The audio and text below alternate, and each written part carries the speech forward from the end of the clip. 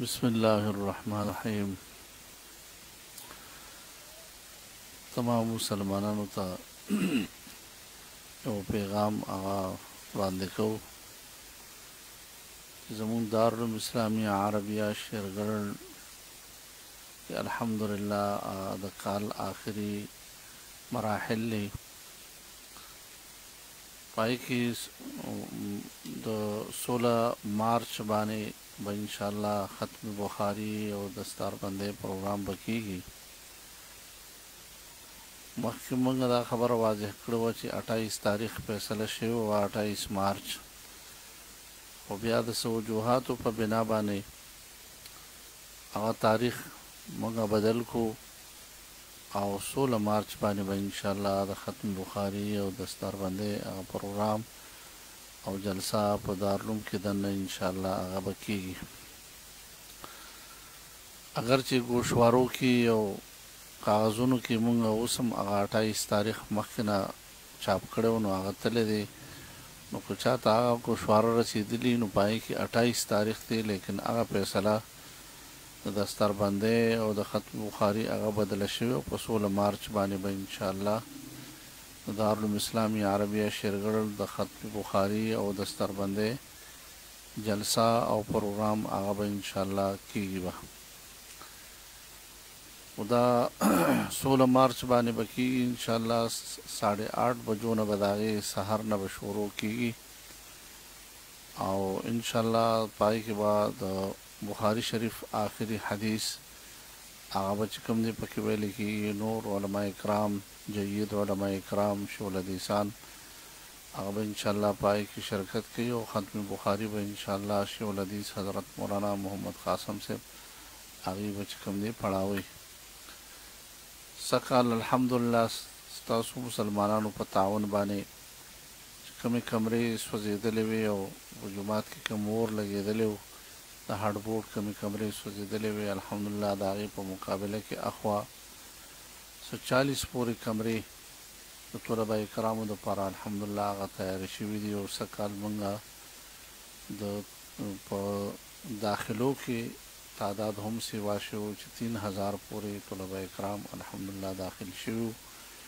د هغې وجه دا وه چې مونږ سره دننه هاسټل کې ځای زیات و، نو کم از کم 1300 طلبه کرام دننه هاسټل کې دارالعلوم کې اوسېدل او دا کم چې د هغې ځای نه و نو هغه د بهر په دې جوماتونو کې خوا او شا چې کوم دی هغې اوسېږي. سږ کال په دوره حدیث کې الحمدلله 315 کسان هغه د سهار نه د غرمې پورې هغې مسلسل سبقونه ویو، دوره حدیث مکمل کو.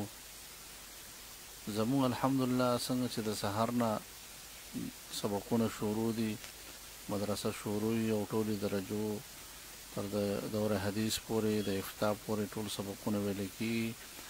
دقه رنګې بعد الظهر د سکول له استادانو دپاره، سرکاري نوکرانو دپاره، ډاکټرانو، انجینرانو یا بل داسې نور مسلمانان وروڼه او د سهار نه اوزګار دی، دکاندارۍ کوي، تجارت کوي، بل کاروبار کوي، د سهار نه اوزګار نه وي نو بعد ظهر هغې باقاعده چې کوم دی د سبقونه ویلی کېږي. نو په هغې کې 8 کسان الحمدلله چې په دې کې سرکاري نوکران هم دي، بزنسمین او تاجران او کسان پکې دي، 8 کسان فارغ شوي الحمدلله.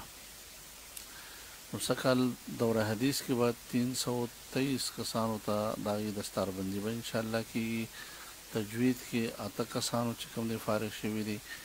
افتا کې مونږ سره الحمدلله 50 نه زیات چې کوم دی طلبه کرام هغه داخل دي، خو چونکې زمونږ مفتي صاحب هغې دا دغه کړی چې کله کم مفتي صاحب او کم دغه 2 کاله پوره کړي او بیا مقاله ولیکي او مقاله پوره کړې نه نو لهذا هغوی وله بیا چې کوم دی سند وله نه ورکوي او په دستاربندۍ کې شریک کوي نه.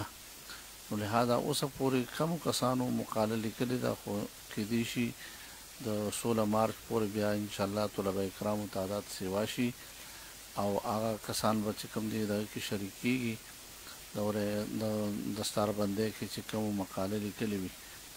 حفظ کې الحمدلله 35 کسان دي او په ناظره کې چې کوم دی 14 کسان الحمدلله هغې چې کوم دی قرآن چې کوم دی په ناظره باندې په حفظ باندې مکمل کړی دی.